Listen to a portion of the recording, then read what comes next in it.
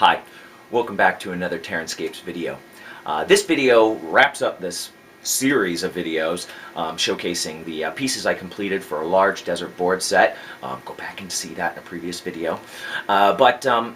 Today we're going to kind of wrap it up with the odds and ends pieces. There's a ruins that was included in this set, and a sort of modified plain board, something that I've been playing with a little bit recently, and so I wanted to give you a chance to see that as well. So hopefully you'll stick around. We'll come in close and we'll show you some of the I'll show you some of the details that I put on these pieces. And so, finishing up the sort of odds and ends, I wanted to show you this board. It was a new idea that I wanted to try out, and I think it worked out actually pretty well, and so it's something I probably would like to pursue a little more in the future, though I may alter the technique slightly. This is what I'm calling a sort of soft hill board. So this has a very slight rise that runs down the center of the board, and in order to get that effect, what I did is I actually started with a 2-inch piece of foam and sand and carved away the sides of this so that I could have a very gradual slope. I could cut this out maybe out of a 1/2-inch foam. I don't know if they sell 1/2-inch, actually. They might.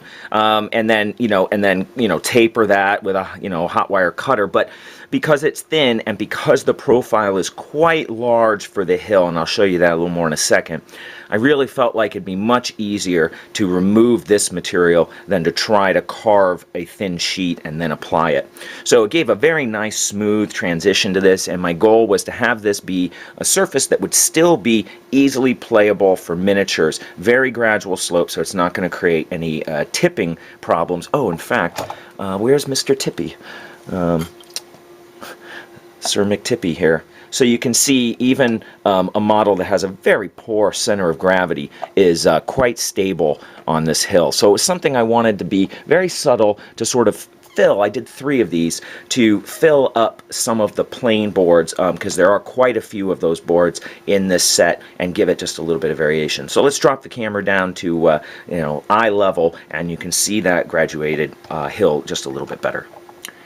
I don't know why I called it a graduated hill, right? It's a gradual hill. Maybe that's a little bit better.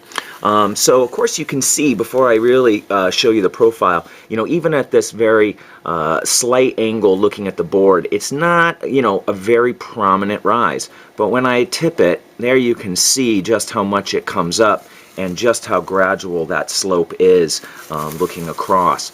And one of the nice things is that by sanding it down, it's easy for me to add a little variation to its profile, change those heights a little bit, and give it a much more natural feel. So I'm really pleased with how these came out, and I'd like to explore this more with some of the other board types, the Verdant set and whatnot, and try to include these as a little bit more of a regular option. It does take a little bit more time, but it just gives a little bit of a visual variation. Let's turn it around and see how it looks from the other side. Whoa, hey, oh, hope you're not seasick from that. Motion sick, not seasick. How seasick in a desert? That doesn't make a lot of sense. So there we go, looking at it from profile, and you get a real sense of that. So visually from the top down, obviously it doesn't really show much, but when you're, when you see it in person, actually, it has a little bit more of a visual impact on the table. But when viewed, particularly from straight top down, it's almost it's not noticeable at all. So really, it's going to depend on your angle of viewing and how much you, when you're moving troops over it, how you'll feel that difference, and you'll notice that there's some variation. One thing I might explore in the future is doing just the opposite and creating some depressions in the board to kind of match. So then when you put these boards kind of by each other, right, you'll have a lot more variation in the surface of the land, which will look a lot more realistic. And finally, I wanted to show the large chipped ruins that I finished for this set. Now, for those of you who are new to this piece, I do have a video that explains some of the design intentions for it.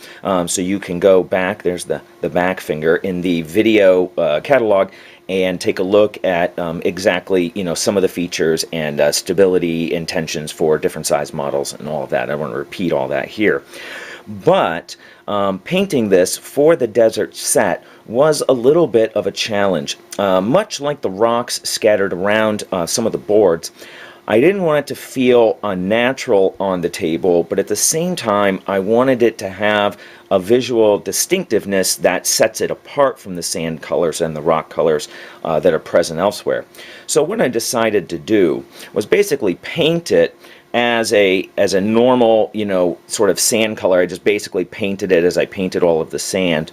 And then I brought in a little bit of a transparent gray to knock that down and to give it a little bit of a stone texture.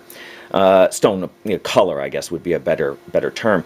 So I think that was actually fairly effective, as it doesn't really pull away from the table. You know, if I had painted this in the traditional stark, you know, black basing, grays highlighted up, it really would look a little artificial on the table. So I think this kind of complements it, you know, the desert set much better. And before we go in for a close-up, I should just mention that I had originally thought about piling sand against the sides and giving it a sort of drifted sand look. And I decided not to do that, primarily because no other feature on the table has drifting sand on it. And I thought that that would make this look a little out of place. So I left it exposed without any large drifts of sand, but I did add some sand to the interior of it to give it a little bit more of a, I don't know, a little drier, you know, sand has moved into its slight appearance, but again, I didn't do any large drifts as a result of the other boards that I completed. So taking a look at the interior, one of the things that I did was to, you know, add a little bit more sand around some of the rubble piles. When I made this master, you know, these actually had a fairly clean edge to them.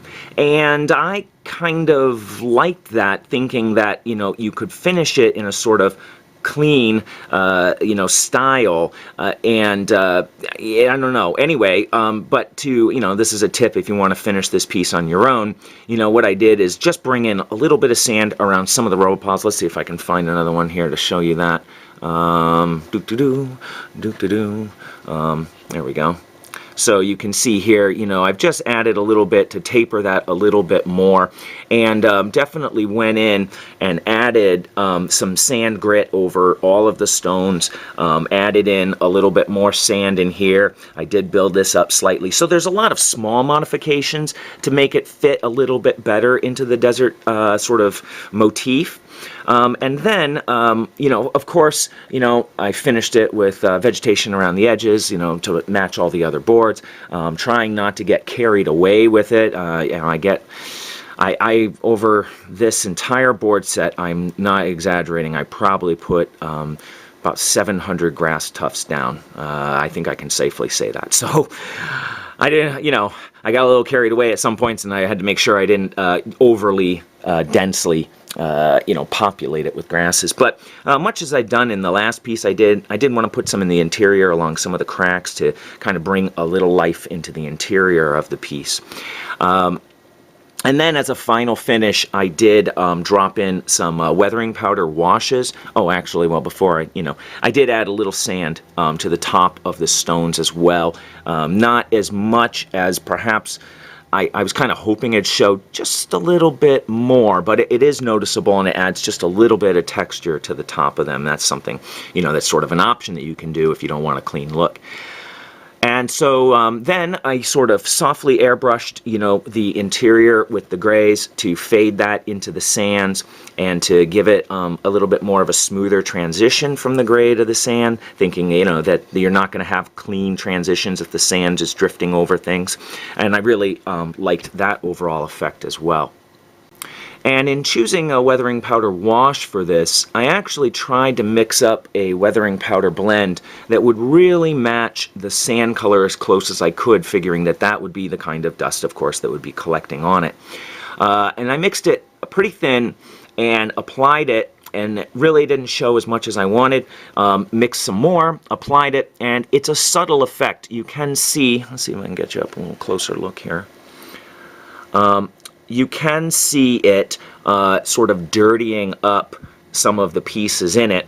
And again, with washes, you know, with weathering powders, I tend to go lighter rather than stronger. But it did collect along some of the cracks and give that a little bit of a dusty look. So it was subtle, but definitely noticeable. And I think, again, I think with this piece, I kind of had the idea, that was a bad camera move there, I really had the idea of keeping these colors subtle. I wanted it to stand off the table, but I didn't want it to blow up off the table, if you get my drift. And I think, you know, of course, comments and feedback are always welcome, but I think I achieved that pretty well, and I was overall pretty pleased with how this color scheme came out. So that gives you an overview of these final pieces for the set. I was really pleased with how the ruins came out. I said that before, but you know, it was a challenge to think about how to finish it a little differently and still, like I said, make it stand out, but not too prominently. And I think I achieved that, so I felt pretty good about that. It's nice to kind of have something push you in a new direction. So I'm always appreciative when customers kind of give me the, you know, the impetus to do that.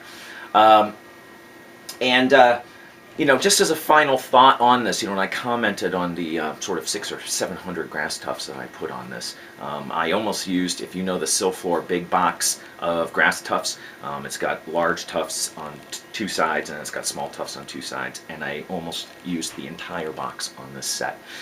So this was a long project. Some people always ask me, you know, how much does a set like this cost, or how much time did I put into it? I think I can comfortably say to complete this entire board set, I spent over 100 hours of man-hour time to finish this. So there's a reason why we are starving artists. Hopefully, though, the effort has paid off, and you have you know, appreciated some of these videos and taking a look at this series. And if you're, you know, of course, if you're not interested or can't afford to you know, contract for a set like this for yourself, hopefully you found some inspiration to do some work on your own terrain and emulate some of the techniques that I've used on these pieces. So thank you once again sincerely for joining me in my video crazy terrain train.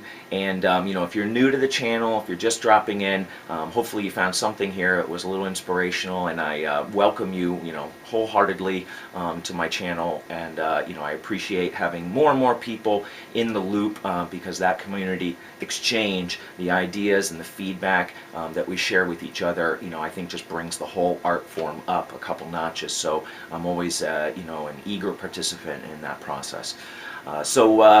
Before I rattle on too much longer, it probably will be a little bit of time before I post another video. This has been quite the crush, but I have more work to get done. I have a lot of things in the queue, so don't expect it to be too long before I return with a video, and hopefully you'll come back and join me for that then.